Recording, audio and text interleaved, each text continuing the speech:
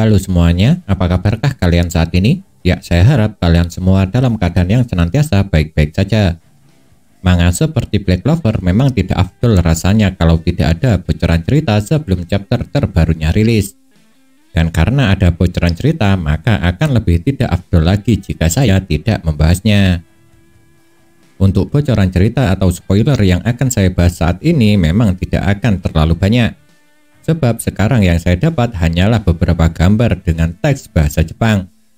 Jadi tentunya saya tidak mengetahui apa bacaan yang tertera di potongan gambar tersebut. Makanya kali ini yang akan saya bahas hanyalah mengenai kejadiannya saja. Pastinya kalian masih ingat bukan kalau di akhir chapter lalu Adramelech memberikan selamat kepada Asta dan semua orang atas keberhasilannya karena dapat mengalahkan Lucifero? Dan ketika memberikan selamat, gerak-gerik Adramelech juga bisa dibilang sangatlah mencurigakan. Karena selain memberikan tepuk tangan, iblis satu ini juga menunjukkan senyuman yang penuh dengan misteri ke arah Asta. Dan ternyata ucapan selamat yang dikatakan oleh Adramelech tersebut bukanlah tanpa alasan. Karena dia memang memiliki rencana tersendiri atas kematian Lucifero tersebut.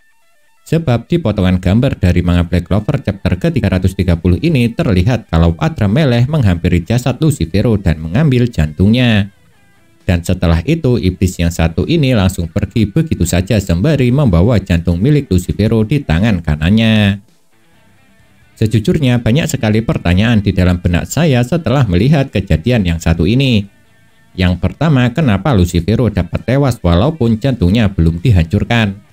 Padahal biasanya semua iblis atau mungkin cuma iblis kalangan atas tidak akan tewas begitu saja jikalau jantungnya tidak dihancurkan.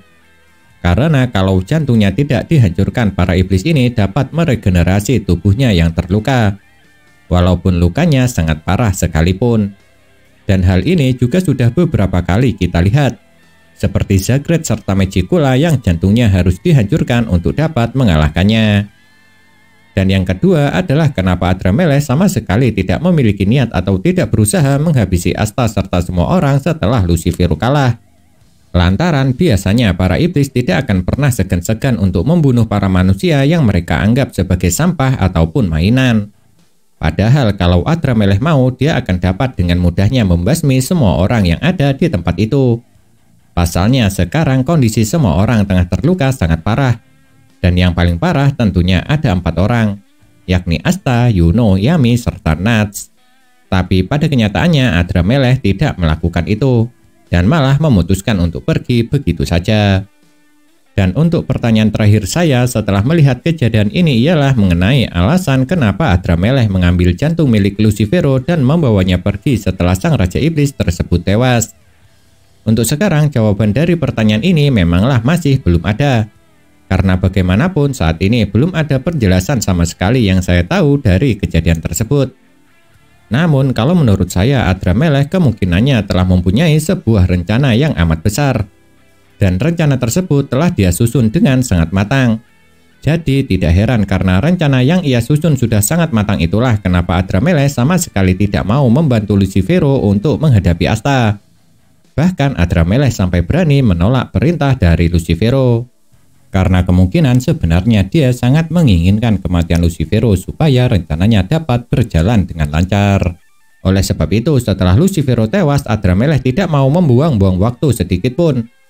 Makanya dia memutuskan untuk langsung pergi begitu saja tanpa membunuh Asta serta semua orang setelah mengambil jantung milik Lucifero. Lantaran kepentingannya di tempat itu sudah selesai. Dan lebih baik melanjutkan rencana yang selama ini telah ia susun dengan sangat matang. Tapi semua itu masihlah hanya kemungkinan dari pendapat liar saya pribadi. Jadi belum tentu juga semua yang saya katakan itu benar. Malahan besar kemungkinannya akan salah total.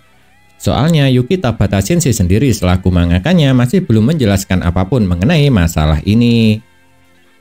Nah itulah sedikit spoiler atau bocoran cerita dari manga Black Clover yang dapat saya bahas. Dan saya harap pembahasan saya kali ini dapat kalian pahami dengan baik. Dan saya juga berharap kalau pembahasan ini bisa mengobati sedikit rasa penasaran kalian mengenai akan seperti apa jalan cerita dari manga Black Clover chapter ke-330.